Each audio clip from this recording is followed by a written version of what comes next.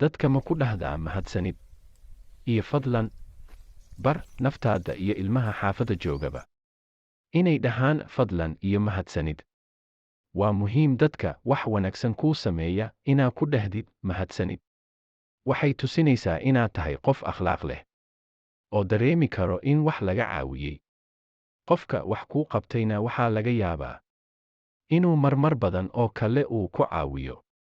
Bal ka waran qof hadduu wax ku dirsado dhib badan aad ka soo martay waxaa qofka u qabanaysay oo uusan ku dhihin mahadsanid. Taas waa xushmad darro weyn. Sidoo kale baro inaad dhahdid fadlan marka aad qof wax weydiisanaysid. Erayadan qofka adeegsada marka uu bulshada ku dhex jiro waxayna tusaysaa in qofkaasi yahay qof naftiisa iyo dadka kaleba xushmeeya. Psychology-ga waxaa lagu ogaaday in qofka adeegsada erayadan iyo qofka lagu dhahaybo ay ka caawin karaan caafimaadkiisa, farxad badana ay dareemayaan.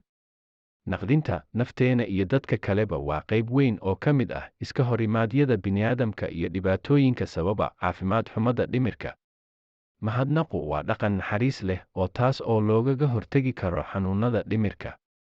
Annaga dhan waa inaan dhahnaa mahadsanid.